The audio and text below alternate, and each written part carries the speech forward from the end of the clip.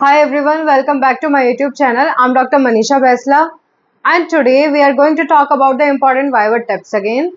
आज जो बात करेंगे वो ट्रायल्स ऑफ मटीरिया मेडिका बात करेंगे। दो टाइप का ट्रायल्स होता है, जैसे ट्रायल्स मेडिसिन में अगर ट्रायल्स की बात करेंगे तो it will help you to diagnose the case. अगर हम ट्रायल्स की बात करें मटीरिया मेडिका से रिलेटेड तो मतलब कोई डिजीज कंडीशन आपको दिया जाएगा and then you have to list out 3 remedies जो इसके लिए प्रोमिनेंटली यूज की जाती है।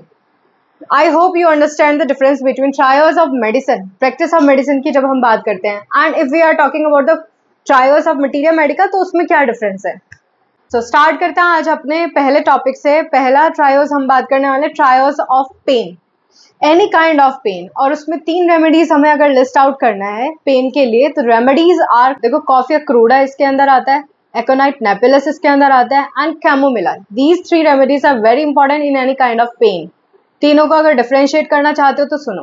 Chamomilla is turmoil in temperament, इतना इरिटेबिलिटी उसको हो रहा है बिकॉज ऑफ पेन सफरिंग, उसमें the person cannot bear any kind of pain, बहुत ओवर सेंसिटिव है। And if you have to differentiate it from aconite तो एकोनाइट में there is turmoil and circulation में टर्मोइल होगा तो congestion ज्यादा है, ठीक है। कॉफिया क्रूडा क्या है हमारा, एक स्टिमुलेंट है। Coffea cruda is the preparation from coffee only, right, and coffea cruda is prepared from the seeds of coffee, right, उससे बनता है ये, और this is the one of the great remedy for pain. Coffea cruda is also included in this list. So first we have talk about pain, trials of pain में coffea, aconite and chamomilla.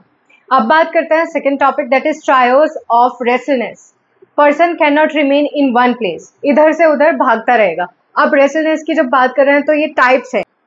एकोनाइट में हमारा है mental restlessness, person can not remain silent, और एक position या फिर एक जगह पे बैठ के नहीं रह सकता, काम नहीं होगा। काम मतलब मेंटली रेस्टलेस, मतलब किसी टाइप का फियर हो सकता है, एंजाइटी हो सकती है उसको। वही बात हम रेस्टॉक्स की करते हैं तो वो फिजिकल रेस्टलेसनेस है, मतलब इधर से उधर पोजीशन चेंज करेगा, कोई पोजीशन में रिलीफ भी हो सकता है और नहीं भी हो सकता है, ठीक है।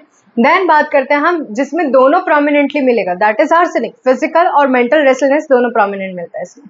अब बात करते हैं ट्रायल्स ऑफ डिलीरियम की। तो डिलीरियम का मतलब क्या होता है? डिलीरियम ऐसी कंडीशन है जब आपका मेंटल एबिलिटीज ठीक से परफॉर्म नहीं कर रहा है। जैसे फीवर के साथ कभी कभी होता है, ज्यादा बोलते हैं ना दिमाग पे बुखार चढ़ गया है, ठीक है, तो उसमें क्या होगा, पर्सन कंफ्यूज होगा, चीजें जो आसपास है उसको ठीक से परसीव नहीं कर पाएगा। ऐसे ट्रायल्स जो है डिलीरियम का अगर हम बात करें तो कौन कौन सी रेमेडीज काम करती है इसमें? Belladonna, hyoscyamus and stramonium. देखो तीनों की तीनों रेमेडीज सोलेनस ग्रुप से बिलोंग करती है और तीनों का एक्शन सीएनएस पे है। मेंटल सिम्टम्स आपको बहुत प्रोमिनेंटली इसमें मिलेगा and you can differentiate that, ठीक। तो 3 ट्रायल्स में हम बात होती है बेलेडोना, हायोसाइमस एंड स्ट्रेमोनियम। अब बात करते हैं ट्रायल्स ऑफ फ्लैचुलेंस की। फ्लैचुलेंस इतना कॉमन है आजकल ओपीडी में because most of the problem का जो कॉज है ना वो हमारा गट हेल्थ है। तो अभी हम ट्रायल्स का बात करने वाले फ्लैचुलेंस में where your stomach is upset, right. तो अब उसमें क्या क्या रेमेडीज होती है? Carbo veg, lycopodium and china officinalis. तो अब इसका अफेक्शन देखते हैं कि स्फीयर ऑफ एक्शन कौन कौन सी रेमेडीज का अगर डिफरेंशिएट करना आपको ओपीडी बेसिस पे करना है, क्लिनिकल बेसिस पे करना है, तो कौन सी रेमेडी कहाँ पर एक्ट करती है। सी, जब हम बात कार्बोवेज की करते हैं तो कार्बोवेज में जितना भी gastric complain are mostly better by eructations, right. And जब हम लाइकोपोडियम की बात करते हैं तो लाइकोपोडियम का एक्शन लोअर एब्डोमेन पे ज्यादा है। लोअर एब्डोमेन पे जितना भी उसको गैस्ट्रिक इश्यूज आ रहे हैं तो उसको हेवीनेस फील हो सकता है lower abdomen and it is better by passing flatus, right.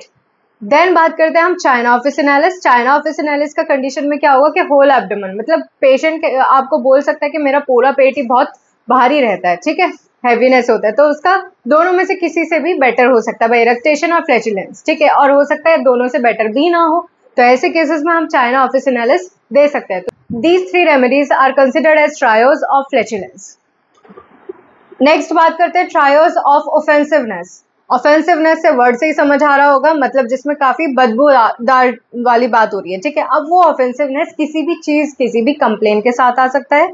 देखो मैंने ऑलरेडी एक वीडियो में क्रियोजोट का ड्रग पिक्चर आपको बताया एंड उसमें 1 मार्क फीचर हमारा ऑफेंसिवनेस है। So the remedies in case of offensiveness are Oxal, Baptisia and Creosote. These 3 remedies consist of trials of offensiveness, ठीक है। offensiveness में हम in any complaint, किसी भी complaint के लिए, इसमें general offensiveness की बात हम कर रहे हैं, right? Okay, let's proceed further. अब बात करते हैं trials of climacteric remedies. Of क्लाइमेक्ट्रिक्स, पहले सबसे पहले मीनिंग समझते हैं क्लाइमेक्ट्रिक का मतलब क्या होता है। देखो, मोस्टली क्लाइमेक्ट्रिक का मतलब होता है जब फर्टिलिटी या फीमेल रिप्रोडक्टिव ऑर्गन्स का थोड़ा डिक्लाइन होना शुरू हो जाए, वर्क फंक्शन थोड़ा डिक्लाइन होना शुरू हो जाए। फॉर एग्जाम्पल, मेनोपॉज वाला कंडीशन जब होता है उसको हम क्लाइमेक्ट्रिक पीरियड बोलते हैं। And it is not something like एक दिन में हुआ या एक महीने में हुआ, एक टाइम पीरियड है एक्चुअली। क्लाइमेक्ट्रिक में मोस्टली मेनोपॉज मतलब 40 से 50 ईयर के बीच में ये चेंजेस आने शुरू हो जाते हैं। जो जनरल एज हमारा कंसिडर किया जाता है दैट इज 45 to 55 भी होता है, बट अभी थोड़ा प्रीमेच्योर मेनोपॉज के केसेस भी देखने को मिलते हैं हमको, तो हम 40 to 50 भी इसको कंसिडर कर सकते हैं। 3 रेमेडीज इसके लिए जो यूजफुल हैं that are sepia, sulphur and lachesis. देखो, sepia is a great female remedy or women remedy, बहुत अच्छा एक्शन करती है। Any kind of irregular menses, any type of menses, कोई भी इरेग्युलरिटी, किसी भी तरह का मेंसेस का इरेग्युलरिटी है, सिपिया बहुत अच्छा काम करती है, but always go with the totality. अभी तो हम सिर्फ वाइवा पॉइंट ऑफ व्यू से बात कर रहे हैं, ठीक है, और कहीं ना कहीं वी विल से कि यूजी पर्पस और पीजी पर्पस से बात कर रहे हैं, बट जब भी आप प्रिस्क्राइब करने का सोच रहे हैं तो सिर्फ यू नो वेरी वेल कि homeopathy is not about single symptom, एक सिम्टम लिया और उसके बेसिस पे हमने मेडिसिन प्रिस्क्राइब करा। It is always about individuality, ठीक है। तो इसीलिए कभी भी एक सिम्टम के बेसिस पे मेडिसिन मत देना। जब भी देना है आप डिफरेंशिएट करो, 2-3 रेमेडीज को लेकर टोटलिटी बनाओ, इंडिविजुअलाइज करो and then prescribe the medicine. It will work better than anything else, right. तो चलो बात करते हैं trials of climacteric remedies are lachesis, sulphur and sepia. देखो, सल्फर में जितने भी चेंजेस है, क्लाइमेक्ट्रिक मेनोपॉज वाले कंडीशन आता है, burning in hands and feet वाला होता है, बर्निंग सेंसेशन, हॉट फ्लशेज आना, ये सारी कंडीशंस हमारा सल्फर में कवर अप हो जाता है, ठीक है। सिपिया is a great woman remedy, तो आप उसको कंसिडर करेंगे। एंड लेकेसिस एलेंस में ही मेंशन किया गया है कि वो remedies specially for that climacteric period where females feel like कि उसके बाद से मेरा तबीयत ठीक नहीं रहती है, ठीक है। तो इस कंडीशन के लिए इसीलिए ट्रायल्स बना है, सल्फर, सिपिया एंड लेकेसिस। अब बात कर लेते हैं ट्रायल्स ऑफ स्पाज्मोडिक कफ का। स्पाज्मोडिक कफ जो हम बात कर रहे हैं, कफ मतलब स्पेजम जिसमें आ रहा है, मतलब उसका पूरा ऐसा लग रहा है कि गला जकड़ लिया है, पकड़ लिया, वैसे वाला सेंसेशन अगर आ रहा है, ऐसी वाली कफ है, तो उसके लिए ट्रायल्स में अगर हम बात करते हैं कौन कौन सी अदर रेमेडीज है उसके लिए, drosera, cuprum met, ipecac, these 3 are the remedies. But हमेशा आपको इसको डिफरेंशिएट करना पड़ेगा, ठीक है। जो भी रेमेडीज मैं आपको बता रही हूँ, you have to individualize each and every remedy on the symptom basis, ठीक है। सबको डिफरेंशिएट करेंगे। लाइक इपिकेक की बात करें तो yes, cough is there, vomiting में भी एंड करता है उसका, ठीक है। और थर्स्टलेसनेस एक इंपॉर्टेंट फैक्टर है जो उसको कंसिडर करेंगे हम when we are prescribing ipecac for cough और अपर रेस्पिरेटरी इन्फेक्शन के लिए, राइट। अब चलते हैं next, trio of offensive urine. अभी एक तो बात करी थी हमने ऑफेंसिवनेस की, अब बात करते हैं ऑफेंसिव यूरिन की, जहाँ पे urine is very very offensive, मतलब बहुत ज्यादा स्टिंकी है and you can not stand there, जहाँ पे आप खड़े तक नहीं हो सकते, उसको झेल तक नहीं सकते, ठीक है। तो इसके रेमेडीज क्या क्या आते हैं हमारे, benzoic acid, nitric acid and sepia. These 3 remedies you have to consider. तीनों को अगेन ये जो भी ट्रायल्स हम बता रहे हैं यू हैव टू डिफरेंशिएट। सो अब बात करते हैं ट्रायल्स ऑफ बर्निंग की। बर्निंग मतलब इन जनरल सेंसेशन, जलन जैसा सेंसेशन होना उसको, तो कौन कौन सी रेमेडीज है इसके अंदर, arsenic, sulphur and phosphorus. These 3 are the remedies. देखो, आर्सेनिक में तो burning is very very prominent और कहीं भी किसी भी पार्ट में हो सकता है, देन सल्फर ऑल्सो। एक मार्क फीचर की हम जब बात करते हैं, किसी ड्रग को पढ़ते हैं हम, तो उसमें हम उसके मार्क फीचर्स पढ़ते हैं, फिजिकल जनरल्स पढ़ते हैं और उसका मेंटल जनरल्स एंड देन पूरा स्कीमा पढ़ते हैं, ठीक है। हेड टू टो उसका क्या क्या कंप्लेन है किस में, तो मार्क फीचर्स मतलब it is applicable to the whole drug.